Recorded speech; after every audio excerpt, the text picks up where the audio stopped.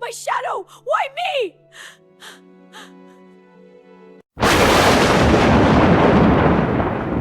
The rain had not fallen in the village of Ukana for 6 months. The ground was cracked like broken pottery, and the wells had run dry. Amara sat outside her small hut, watching her 3 children sleep on empty stomachs. Her husband, Obi, had left 3 years ago to find work in the city. He promised to send money. He never did. Some said he married another woman. Some said he was dead. Amara didn't know which hurt more. That evening, as the sun set like a dying ember, Amara heard footsteps. A woman appeared at her doorway. She was beautiful, too beautiful. Her skin glowed like she had swallowed the moon.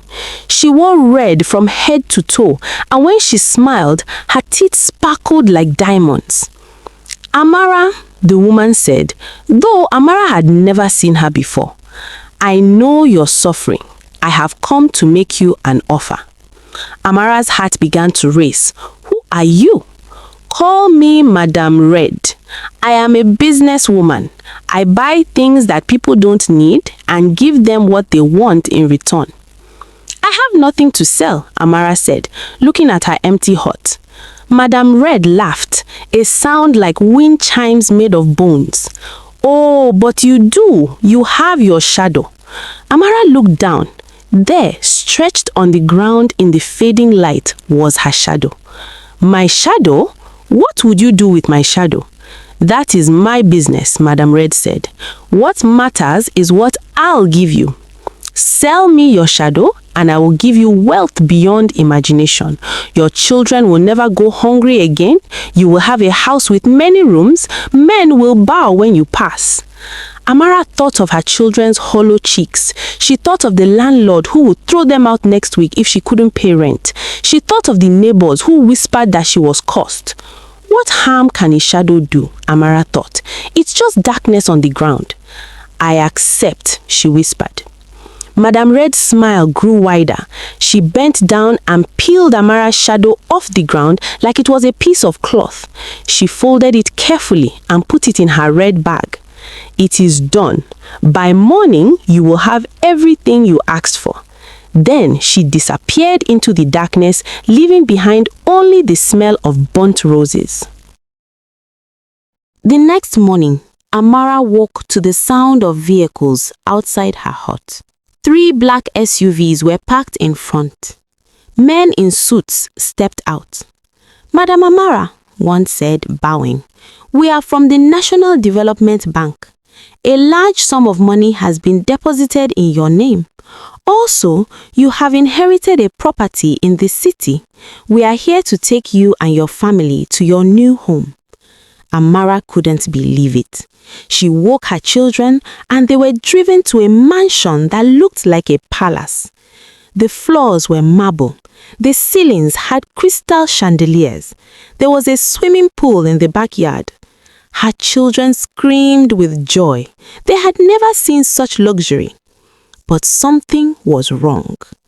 As Amara walked through her new house, she noticed something strange. Everyone else had a shadow. Her children had shadows. The servants had shadows. But when Amara stood in the sun, there was nothing beneath her feet, just light. At first, she didn't care. She was rich. She bought expensive clothes. She enrolled her children in the best schools. She ate food she couldn't even pronounce. Life was sweet. But then the whispers started. The servants noticed first. Madame has no shadow, they would say when they thought she couldn't hear. It is not natural. Then the neighbors noticed. Children would point at her on the street. Mama, why doesn't that woman have a shadow? Is she a ghost? Mothers would pull their children away from Amara. Don't look at her. Don't let her touch you. Amara tried to ignore it. She tried to stay indoors during the day. But wealth means nothing if you must hide from the sun. One day, her eldest daughter came home from school crying. Mama, the children say you are a witch. They say you sold your soul to the devil. They say I am the daughter of a demon. The teacher told me I cannot come back to school until you visit the headmaster." Amara's heart broke into 1,000 pieces. She went to the school the next day, but when she walked into the headmaster's office, the woman screamed and jumped back. "Your shadow! Where is your shadow?" Amara tried to explain, but the headmaster wouldn't listen. "Get out of my school. We cannot have a shadowless woman here. You will bring bad luck to our children." Amara was thrown out like garbage. Things got worse. The church rejected her. "A woman without a shadow cannot enter the house of God," the pastor said, blocking the door with his body. The market women refused to buy to her. "Your money is cursed," they said. "Take it somewhere else." Even her own children started to fear her. At night, when she tried to kiss them goodnight, they would flinch and turn their faces away. Her youngest son, only 5 years old, asked her one evening, "Mama, are you still my mama? Or are you something else?" That night, Amara sat alone in her big empty mansion and wept. She had everything money could buy, but she had lost something more precious: her humanity, her place in the world, her connection to other people. She realized the terrible truth. A shadow is not just darkness on the ground. It is proof that you are real, that you are human, that you belong to the world of the living. Desperate, Amara went searching for Madame Red.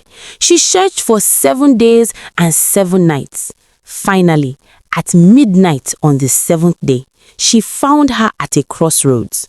"Madame Red," Amara cried, "please, I want my shadow back. Take the money, take the house, take everything. Just give me back my shadow." Madame Red looked at her and laughed. "Oh, my dear Amara, did you really think it would be that easy? Your shadow is very valuable. I have already sold it to someone who needed it more than you did." "What? Who would need a shadow?" "A politician," Madame Red said with a wicked smile. "A man who did such terrible things that even his own shadow tried to run away from him. He needed a replacement. Your shadow, innocent and clean, was perfect for him. Now he walks in the sun, while the crimes he committed remain hidden in darkness." Amara fell to her knees.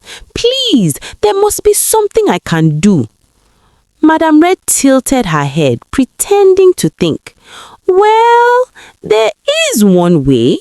I can give you your shadow back, but you must give me something of equal value."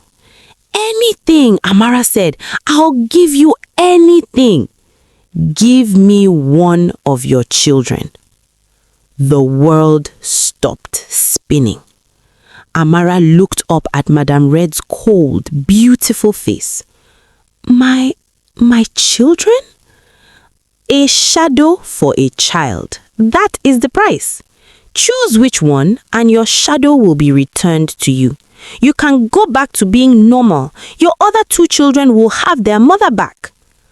Amara stood up slowly. Her hands were shaking.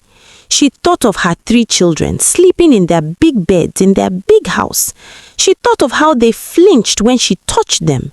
She thought of how they had started calling her Ma instead of Mama, as if she were a stranger they were forced to respect. But then she thought of their faces when they laughed. She thought of their small hands that used to hold hers without fear. She thought of the day each of them was born, how she had promised to protect them from the world. "No," Amara said, her voice stronger than she felt. "No, I will not give you my children. I will not trade one curse for another." Madame Red's smile disappeared. "Then you will live without a shadow forever. You will be feared and rejected until the day you die. You will have wealth but no peace. Is that what you want?" "If that is the price of keeping my children safe, then yes, I will pay it." Madame Red looked surprised for the first time. Then she did something unexpected. She reached into her red bag and pulled out Amara's shadow. You have passed the test, Madam Red said quietly. When I took your shadow, I took your ability to love yourself. You had to choose your comfort or your children. You chose them. That broke the curse. She pressed the shadow back onto the ground beneath Amara, and instantly it reattached itself. Amara looked down. Her shadow was back. She wept with relief. But understand this, Madam Red said, her voice now serious. The wealth you have is real, but it came from selling something precious. Remember this feeling. Remember what you almost lost, and never, ever sell what cannot be bought back. Then Madam Red vanished like smoke in the wind. Amara went home to her children. When she walked through the door, her youngest son looked at her and his face lit up like the sun. Mama, your shadow came back. You're really my mama again. All three children ran to her and hugged her tight. Amara held them and cried. She kept the wealth, but she changed how she lived. She used the money to help other struggling mothers in the village. She built a school where all children could study for free. She dug wells so people would always have water.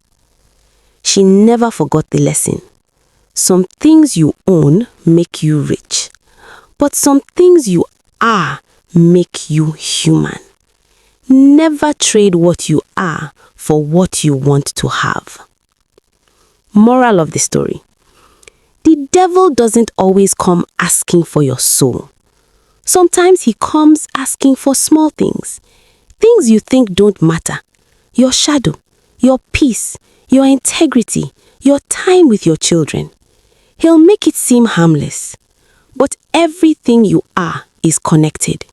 When you sell one piece, you damage the whole. Be careful what you trade for wealth, because the price you pay might be higher than any amount of money can buy back. The end.